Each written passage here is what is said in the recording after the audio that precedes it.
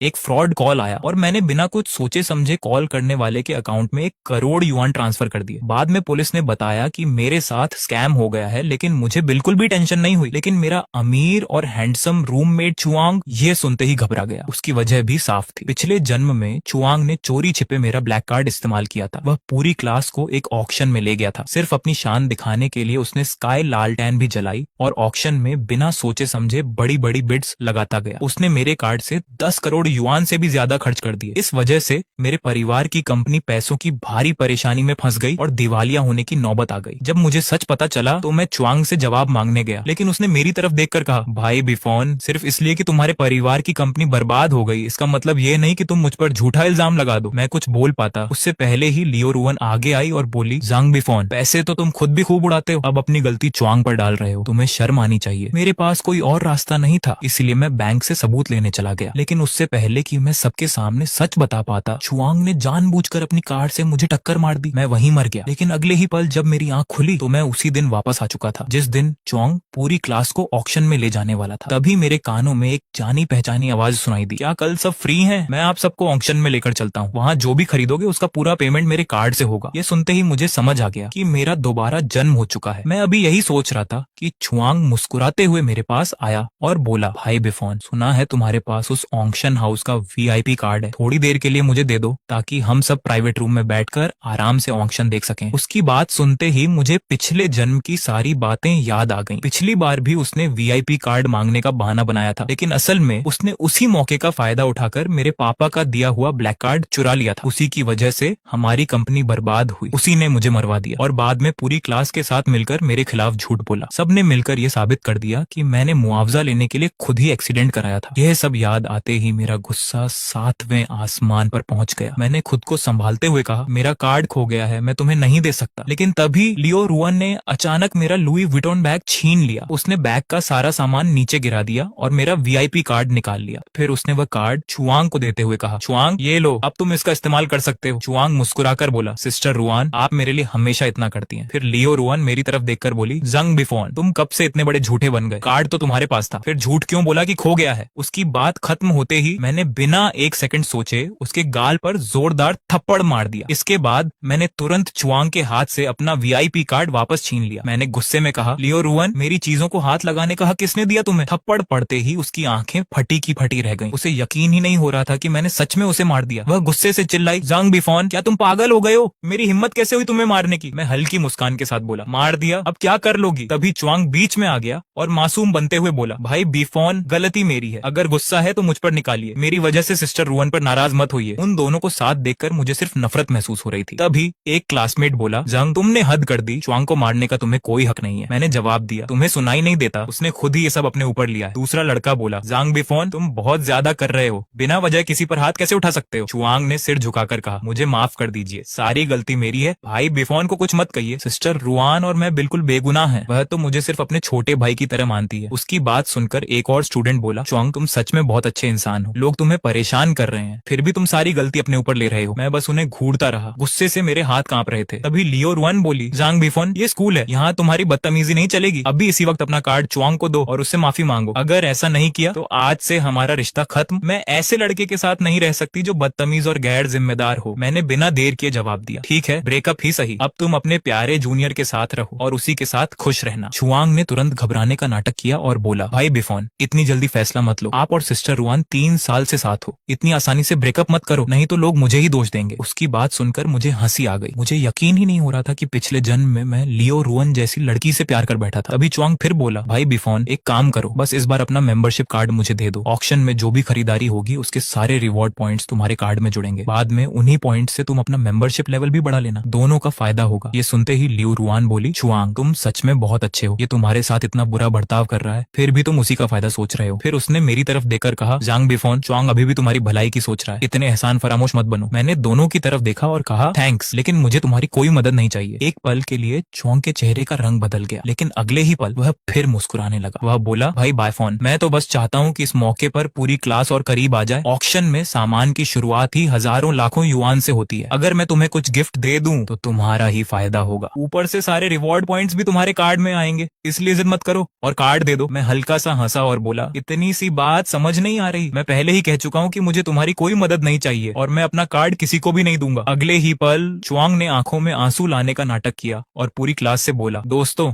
मुझे माफ कर देना, मैं तो बस चाहता था कि हम सबकी दोस्ती और मजबूत हो जाए, लेकिन अगर भाई बिफोन को ये पसंद नहीं है तो शायद अब मैं आप सबको ऑक्शन में नहीं ले जा पाऊंगा। गलती मेरी ही थी। इतना कहकर उसने रोने का नाटक शुरू कर दिया। उसे देखकर लियो रुअन का गुस्सा फूट पड़ा। वह सीधे मेरे पास आई, मेरे गाल पर जोरदार थप्पड़ मारा और मुझे लात मारकर नीचे गिरा दिया। वह चिल्लाई, जंग बिफोन, तुमने जानबूझकर ऐसा किया है ना? तुमसे चुआंग की तरक्की देखी नहीं जाती। वह अमीर है और पूरी क्लास को ऑक्शन में ले जा रहा है, इसलिए तुम उसे जल रहे हो। अब बाकी स्टूडेंट भी मेरे खिलाफ हो गए। एक लड़का बोला, थोड़ा शर्म करो, सिर्फ इसलिए कि तुम्हारे घर में पैसा है, खुद को सबसे बड़ा मत समझो। दूसरा बोला, अपना बैग तो देखो, पिछले साल वाला बैग लेकर घूम रहे हो और दूसरों को छोटा दिखा रहे हो। इतना कहते ही किसी ने पानी से भरा गिलास मेरी तरफ फेंक दिया। एक पल में मैं पूरा भीग गया, मेरे कपड़ों से पानी टपकने लगा। मैंने दांत भींचे, खुद को संभाला, पास पड़ी एक कुर्सी उठाई और पूरी ताकत से उनकी तरफ फेंक दी। सब डरकर चिल्ला उठे, गुंस, जांग बिफोन, क्या तुम पागल हो गए हो? मैंने दर्द की परवाह नहीं की। मैंने तुरंत अपना फोन निकाला और पुलिस को कॉल कर दिया। हेलो ऑफिसर, यहाँ कुछ लोग मिलकर मुझ पर हमला कर रहे हैं, प्लीज जल्दी आइए। जैसे ही सबने सुना कि मैंने पुलिस बुला ली है, लियो रुअन दौड़ कर आई, मेरे हाथ से फोन छीना और उसे जमीन पर पटक कर तोड़ दिया। वह गुस्से में बोली, झंग बिफोन, क्या तुम पागल हो? इतनी छोटी सी बात पर भी पुलिस बुला ली? मैंने उसकी आंखों में देखते हुए कहा, जब तुम सब मिलकर मुझ पर हमला कर रहे हो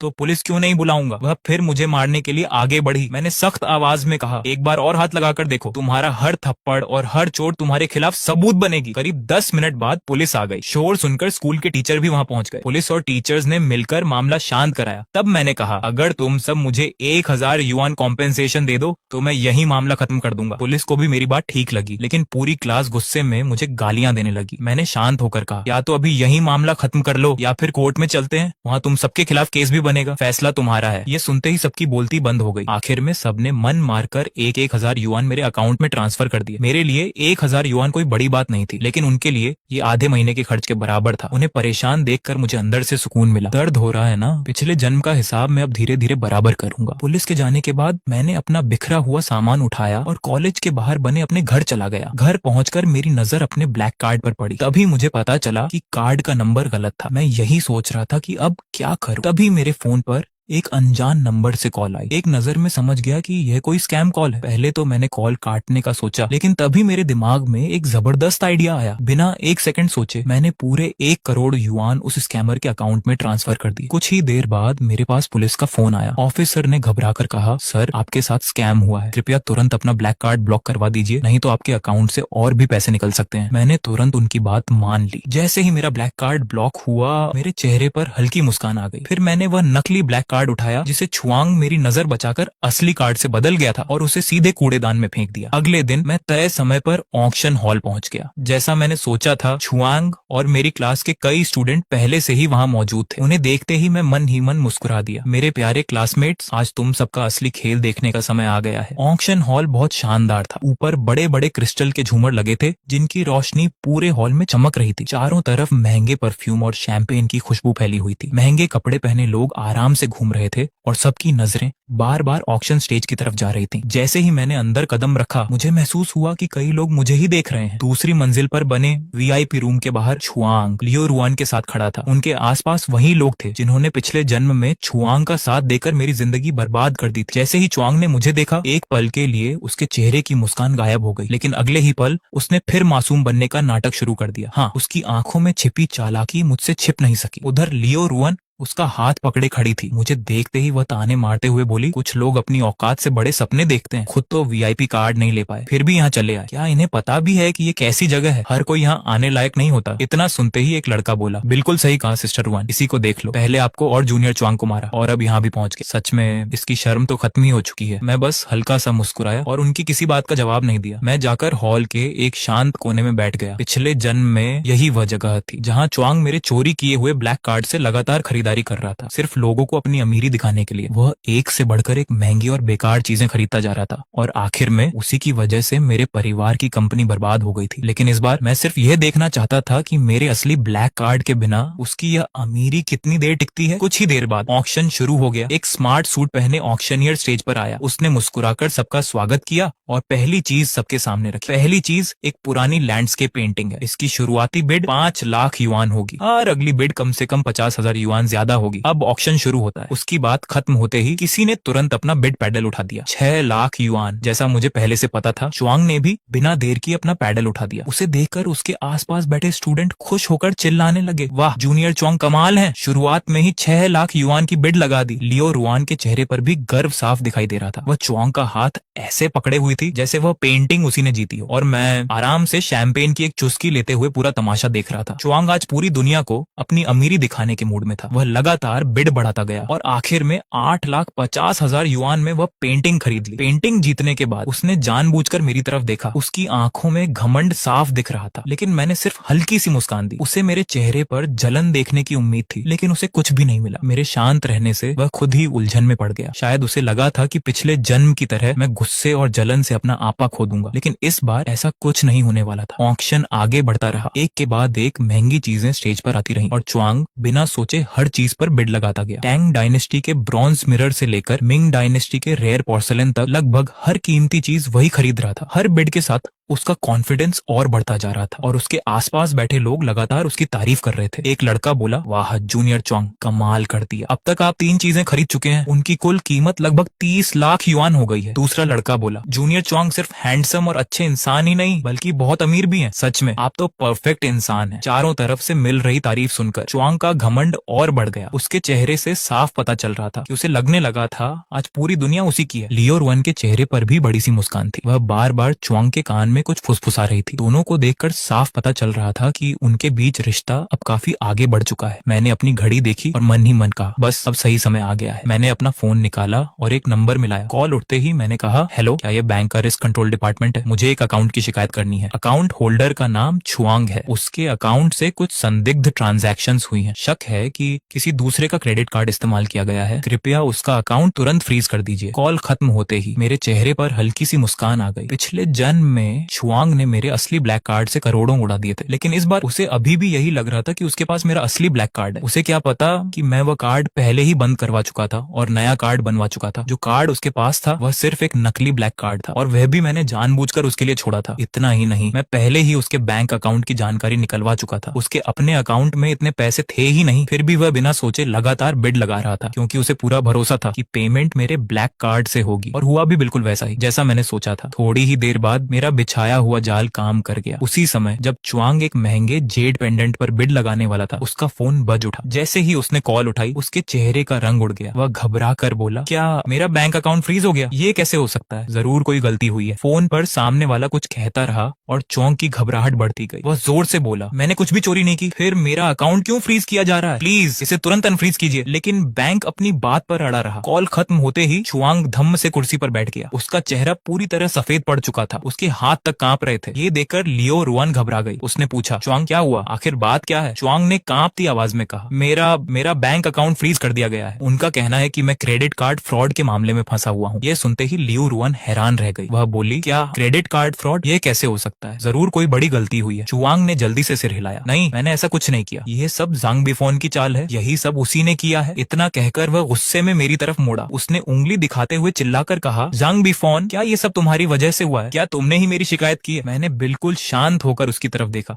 और मुस्कुराकर कहा, जूनियर च्वांग, बिना सबूत किसी पर इल्जाम लगाना अच्छी बात नहीं है। मैंने तुम्हारी कोई शिकायत नहीं की। हो सकता है बैंक को तुम्हारे किसी गलत काम की जानकारी मिल गई हो, इसलिए उन्होंने जांच शुरू की हो। मेरी बात सुनकर वह गुस्से से चिल्लाया, झूठ, मैंने कुछ गलत नहीं किया। मैंने तो सिर्फ तुम्हारा ब्लैक कार्ड इस्तेमाल किया था। मैंने कोई चोरी नहीं की। जैसे ही उसके मुंह से ये बात निकली, पूरा ऑक्शन हॉल एकदम शांत हो गया। हर कोई उसकी तरफ देखने लगा। सबके चेहरे पर हैरानी साफ दिखाई दे रही थी। भीड़ में किसी ने धीरे से कहा, क्या इसने जांग बिफोन का ब्लैक कार्ड इस्तेमाल किया था? तभी च्वांग को एहसास हुआ कि उससे बहुत बड़ी गलती हो गई है। वह जल्दी जल्दी बोला, नहीं, बात वैसी नहीं है, आप लोग गलत समझ रहे हैं। जांग बिफोन ने अपनी मर्जी से मुझे कार्ड दिया था। मैं हंस पड़ा। फिर उसकी आंखों में देखकर बोला, अपनी मर्जी से? च्वांग, जरा भी शर्म नहीं आती? मैंने तुम्हें अपना कार्ड कब दिया था? मैंने तो साफ मना किया था कि मैं अपना कार्ड किसी को नहीं दूंगा। तुम और लियो रुआन ने मिलकर मेरा कार्ड जबरदस्ती छीना था। अब उसे मेरी मर्जी कैसे बता रहे हो? च्वांग पूरी तरह घबरा गया। वह जल्दी जल्दी बोला, नहीं, मेरी बात सुनिए, जांग बिफोन कार्ड नहीं देना चाहता था, लेकिन मैं तो सिर्फ पूरी क्लास को ऑक्शन में लाना चाहता था। वह बहुत स्वार्थी था, इसलिए इसीलिए हम उसकी बात पूरी भी नहीं हुई थी कि मैंने बीच में ही रोक दिया। इसीलिए तुम लोगों ने मेरा कार्ड छीन लिया और मेरे साथ मारपीट भी की। फिर मैंने लियो रुआन की तरफ देखा। लियो रुआन, क्या तुम भूल गई कि स्कूल में तुमने मुझे थप्पड़ मारा था और फिर लात मारकर मुझे नीचे गिरा दिया था? इसके बाद मैंने बाकी क्लास की तरफ देखा और तुम लोग क्या भूल गए कि तुम सबने मुझ पर पानी फेंका था, सबके सामने मेरी बेइज्जती की थी। अब च्वांग का अकाउंट फ्रीज हो गया तो सारी गलती मेरे ऊपर डाल रहे हो। मेरी बात सुनते ही स्कूल वाली घटना सबको याद आ गई। कई स्टूडेंट शर्म से सिर झुकाकर खड़े हो गए। उन्हें भी पता था कि उस दिन उन्होंने हद से ज्यादा गलत किया था। मामला बिगड़ता देखकर ऑक्शनर तुरंत आगे आया। वह दोनों पक्षों को शांत कराकर मामला संभालने की कोशिश करने लगा। ऑक्शनर आगे आया और शांत आवाज में बोला, सर, मैडम, क्या आप लोग आगे बिडिंग जारी रखेंगे? अगर पेमेंट नहीं हो सकती तो अभी जो आइटम्स आपने जीती हैं उनकी दोबारा ऑक्शन करनी पड़ेगी। तभी च्वांग को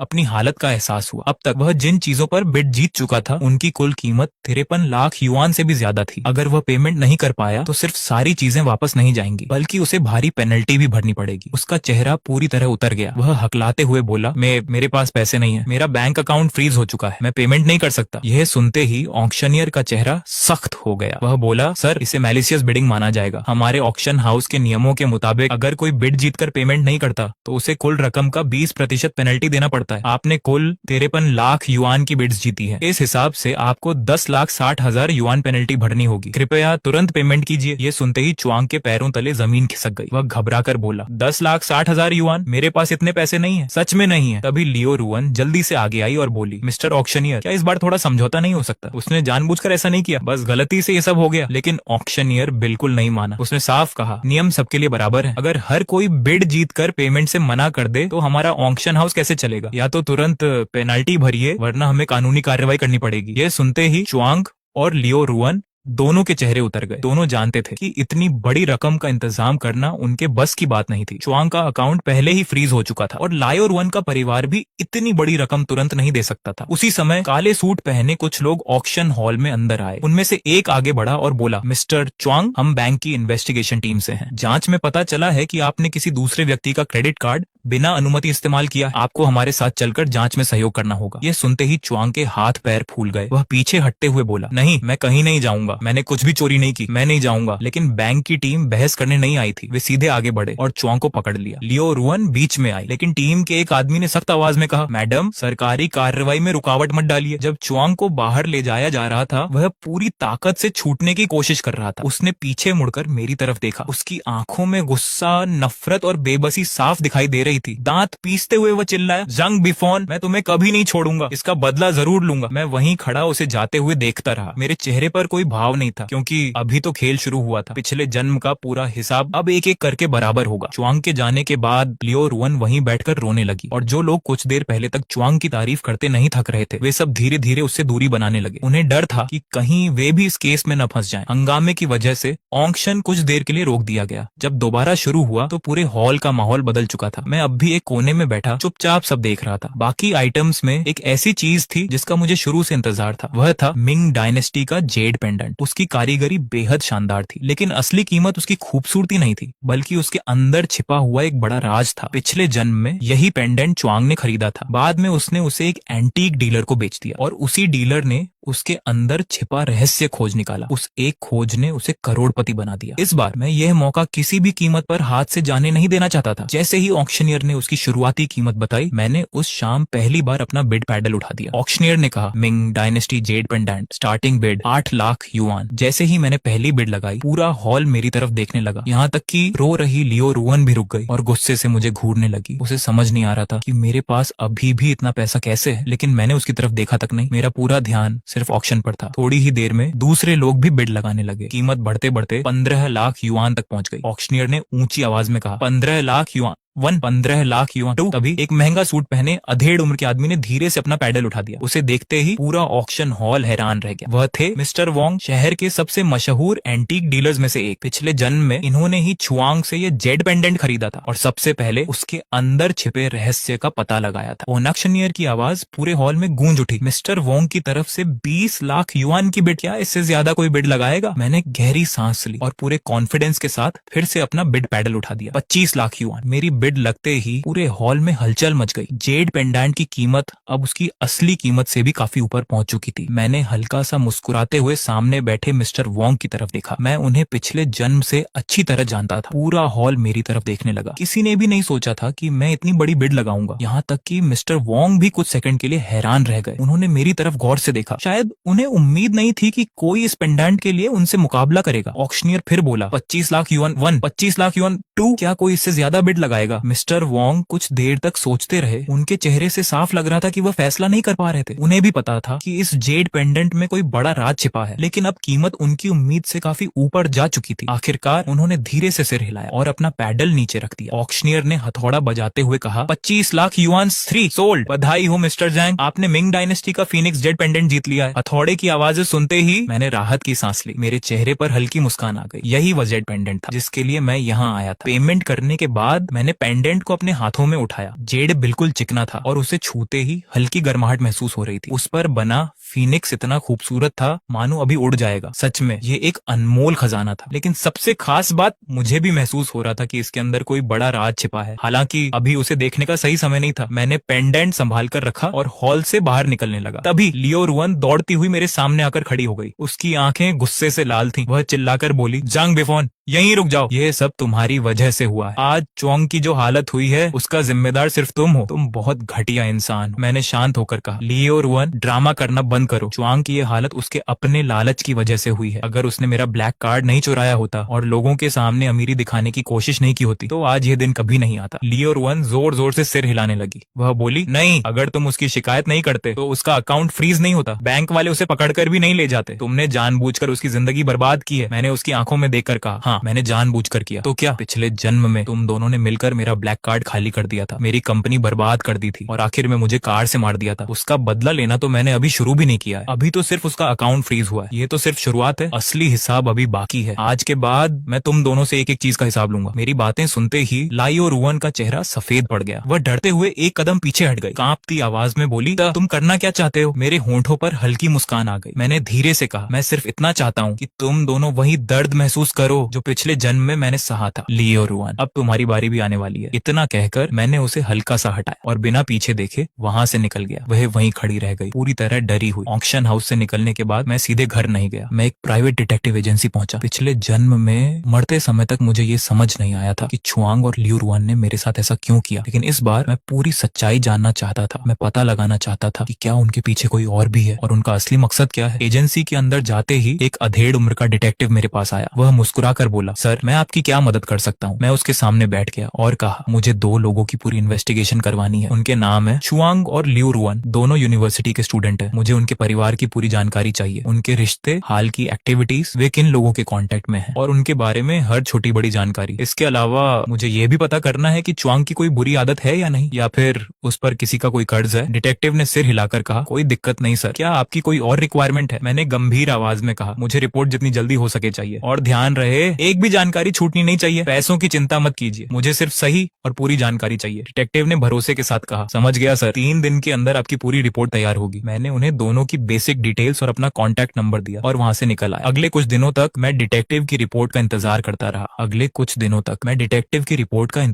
रहा। साथ ही अपनी कंपनी के काम पर भी पूरा ध्यान देने लगा, क्योंकि पिछले जन्म में चुआंग ने मेरे ब्लैक कार्ड का गलत इस्तेमाल करके मेरी कंपनी को बर्बादी के कगार पर पहुंचा दिया था। इस बार मैंने पहले से ही पूरी तैयारी कर ली थी। मैंने सिर्फ अपना ब्लैक कार्ड ही नहीं बदला, बल्कि अपनी कंपनी का पूरा फाइनेंशियल सिस्टम भी पहले से मजबूत कर दिया था, ताकि पिछली जिंदगी वाली गलती दोबारा कभी ना हो। 3 दिन बाद आखिरकार डिटेक्टिव का फोन आया। उसने कहा, सर, हमें कई जरूरी जानकारी मिल गई है। मैं तुरंत कार लेकर उसकी डिटेक्टिव एजेंसी पहुंच गया। अंदर जाते ही उसने मेरे हाथ में एक मोटी रिपोर्ट फाइल दी। वह बोला, सर, इसमें पूरी इन्वेस्टिगेशन रिपोर्ट है। मैंने फाइल खोली और उसकी बात ध्यान से सुनने लगा। डिटेक्टिव बोला, चुआंग के परिवार की आर्थिक हालत बहुत खराब है। उसके माता पिता साधारण नौकरी करते हैं। उसकी एक छोटी बहन भी है जो गंभीर बीमारी से जूझ रही है। उसके इलाज में बहुत पैसा खर्च होता है। कॉलेज में चुआंग खुद को बहुत अच्छा और मददगार दिखाता है, लेकिन असल में वह बेहद घमंडी है और सबसे ज्यादा वह आपकी दौलत और फैमिली बैकग्राउंड से जलता है। वह वह हमेशा आपकी जगह लेना चाहता था। मैंने सिर हिलाया, फिर पूछा, लियो रुआन के बारे में क्या पता चला? डिटेक्टिव ने अगला पेज खोला। उसके परिवार की हालत च्वांग से बेहतर है। उसके पिता की अपनी कंपनी है, लेकिन पिछले कुछ समय से उनकी कंपनी भारी नुकसान में चल रही है। हालत ऐसी है कि कंपनी कभी भी बंद हो सकती है। इसी वजह से लियो रुआन ने च्वांग का साथ दिया। च्वांग ने उससे वादा किया था कि अगर दोनों मिलकर आपका ब्लैक कार्ड हासिल कर लें तो उसी पैसे से उसके पिता की कंपनी बचाई जा सकती है। डिटेक्टिव कुछ पल रुका, फिर बोला, हमें यह भी पता चला कि वह आपसे पहले ही बोर हो चुकी थी। उसे लगता था कि आपकी जिंदगी में कोई एक्साइटमेंट नहीं है, जबकि च्वांग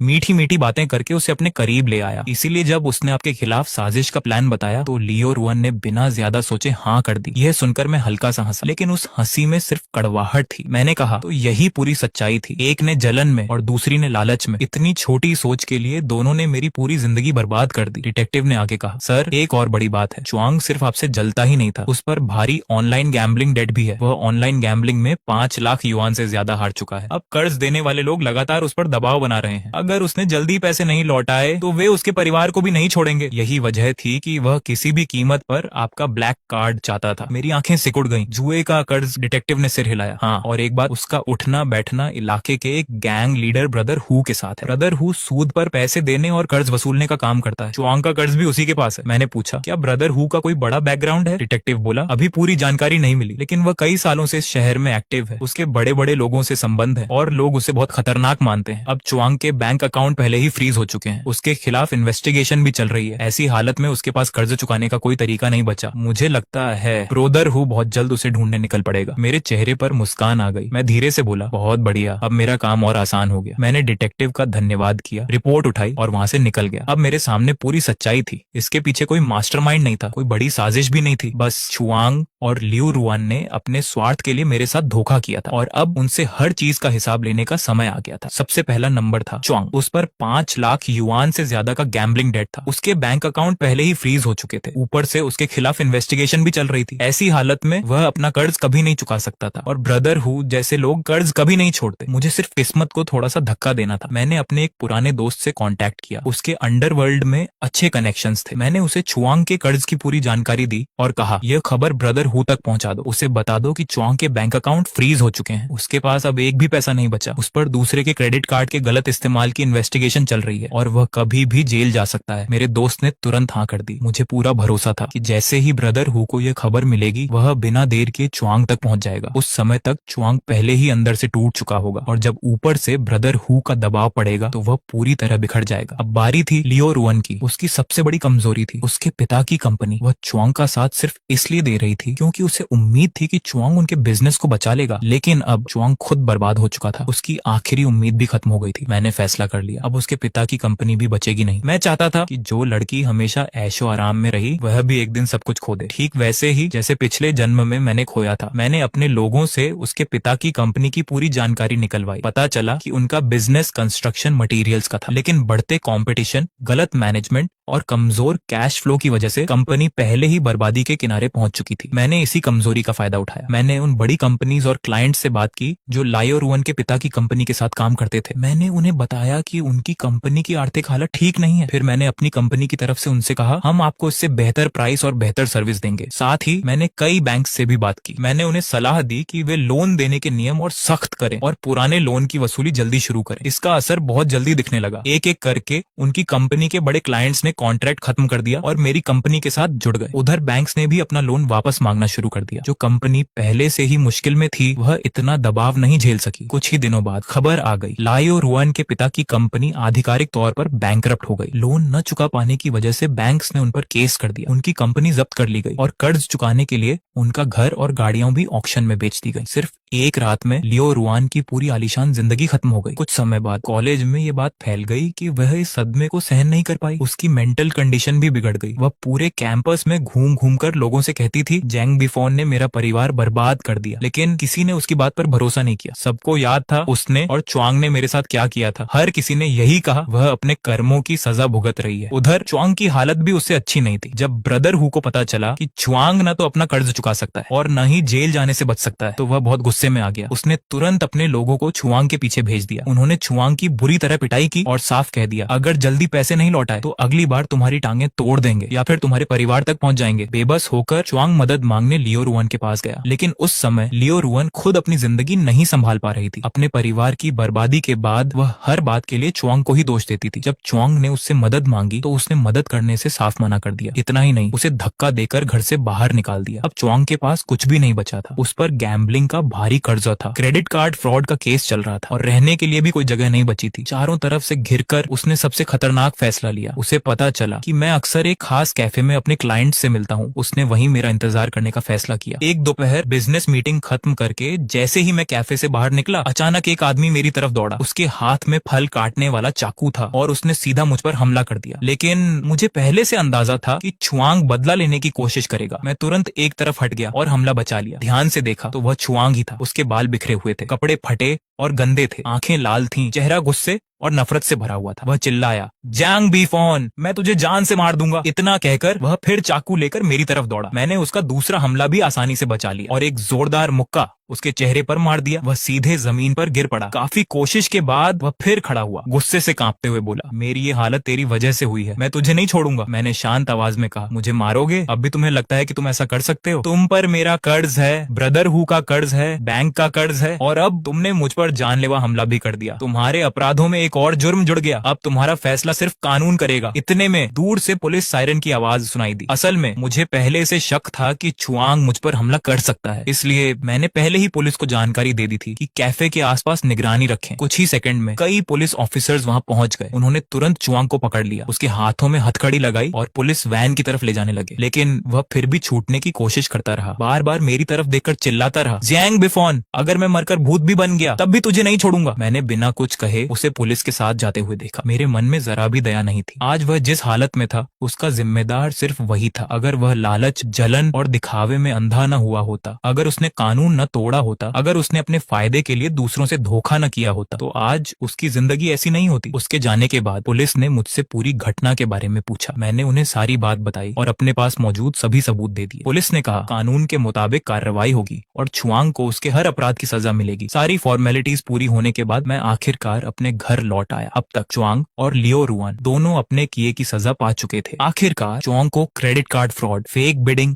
मारपीट और दूसरे कई क्राइम्स के लिए 8 साल की जेल की सजा मिल गई। लियो रुआन की मेंटल कंडीशन पूरी तरह बिगड़ चुकी थी। उसके परिवार ने उसे मेंटल हॉस्पिटल में भर्ती करा दिया। जिन क्लासमेट्स ने कभी उसका साथ देकर मुझे परेशान किया था, उन्हें भी अपने की सजा मिली। उन्हें मुझे कॉम्पेंसेशन देना पड़ा। स्कूल ने भी कई स्टूडेंट्स पर एक्शन लिया और कुछ को तो कॉलेज से निकाल दिया गया। आखिरकार पिछले जन्म का मेरा अधूरा बदला पूरा हो चुका था। मैं अपनी खिड़की के सामने खड़ा बाहर सड़क पर दौड़ती गाड़ियों को देख रहा था। मन में बहुत सारे ख्याल चल रहे थे। पिछले जन्म में मैं सीधा साधा और लोगों पर जल्दी भरोसा करने वाला इंसान था, लेकिन जिन लोगों पर मैंने सबसे ज्यादा भरोसा किया, उन्हीं लोगों ने मुझे धोखा दिया। उन्होंने मेरी जिंदगी बर्बाद कर दी और आखिर में मेरी दर्दनाक मौत हुई। इस जन्म में वापस आने के बाद मैं पहले जैसा नहीं रहा। मेरा दिल बहुत सख्त हो चुका था। मेरे सामने सिर्फ एक ही मकसद था, अपने साथ हुए हर अन्याय का हिसाब बराबर करना। लेकिन जब मेरा बदला पूरा हुआ तब मुझे एहसास हुआ कि मैं उतना खुश नहीं था जितना मैंने सोचा था। शायद नफरत कभी भी किसी समस्या का सबसे अच्छा हल नहीं होती, लेकिन च्वांग और लियो रुआन जैसे लोगों के लिए अपने कर्मों की सजा मिलना ही असली इंसाफ था। समय बीतता गया और मैंने फिर से अपना पूरा ध्यान अपनी कंपनी पर लगा दिया। पिछले जन्म के अनुभव इस बार मेरे सबसे बड़े टीचर बन गए। सही फैसलों और अच्छे मैनेजमेंट की वजह से मेरी कंपनी बहुत तेजी से आगे बढ़ने लगी। मैंने सिर्फ अपना खोया हुआ सब कुछ वापस नहीं पाया, बल्कि मेरी कंपनी धीरे धीरे पूरे इंडस्ट्री की टॉप कंपनीज में शामिल हो गई। इसी दौरान मैंने अपनी जिंदगी को नए नजरिए से देखना शुरू किया। पिछले जन्म में मैं काम में इतना व्यस्त था कि उन लोगों को समय ही नहीं दे पाया जो सच में मुझसे प्यार करते थे। इस बार मैं अपनी हर गलती सुधारना चाहता था। मैंने अपने माता पिता के साथ ज्यादा समय बिताना शुरू किया। उनकी सेहत, उनकी खुशी, सबका ध्यान रखा। मैंने ऐसे लोगों से दोस्ती की जिन पर सच में भरोसा किया जा सकता था। मैंने उन्हें सम्मान दिया और बदले में मुझे भी वही अपनापन मिला। इसी दौरान मेरी मुलाकात सुचिंग्यू से हुई। वह एक सोशल ऑर्गेनाइजेशन में वॉलंटियर थी। उसका स्वभाव बहुत शांत, दयालु और मदद करने वाला था। हमारी मुलाकात एक कम्युनिटी सर्विस प्रोग्राम के दौरान हुई। लियो रुआन से बिल्कुल अलग सुचिंग्यू को मेरी दौलत, फैमिली बैकग्राउंड या स्टेटस से कोई मतलब नहीं था। वह सिर्फ मेरे कैरेक्टर को महत्व देती थी। उसके साथ रहकर मुझे पहली बार सच्ची खुशी का एहसास हुआ। हम दोनों साथ मिलकर सोशल वर्क करते, नई नई जगह घूमते और अपने फ्यूचर के सपने देखते। उसकी वजह से मैं फिर से पॉजिटिव इंसान बनने लगा। धीरे धीरे पिछले जन्म का दर्द और सारी नफरत मेरे दिल से खत्म होने लगी। अब मेरे लिए सबसे जरूरी था अपने सामने मौजूद खुशियों को जीना। लेकिन मैंने अपने जीवन के सबक कभी नहीं भूले। मैं समझ चुका था कि हर मुस्कुराता चेहरा भरोसे के लायक नहीं होता। कई बार बुरे इरादे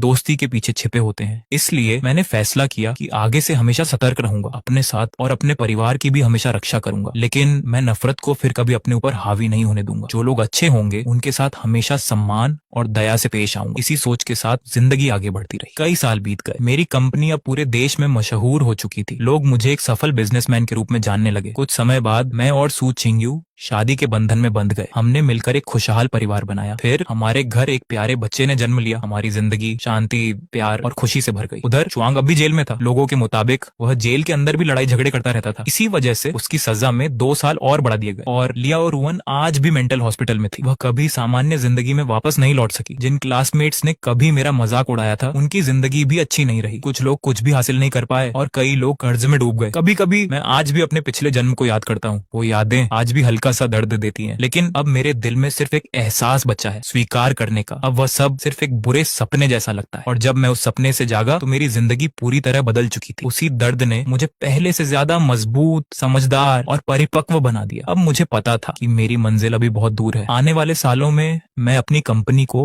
और ऊंचाइयों तक ले जाऊंगा, अपने परिवार को हमेशा खुश रखूंगा और जिस खुशी के लिए मैंने इतना लंबा संघर्ष किया उसकी हमेशा रक्षा करूंगा। साथ ही अपनी सफलता का इस्तेमाल जरूरतमंद लोगों की मदद करने में करूंगा। क्योंकि मैं एक बात अच्छी तरह समझ चुका था, अगर इंसान अपनी अच्छाई कभी ना छोड़े, हर हाल में आगे बढ़ता रहे और जिंदगी के लिए हमेशा शुक्रगुजार रहे, तो उसकी जिंदगी हर दिन पहले से ज्यादा बेहतर होती चली जाती है।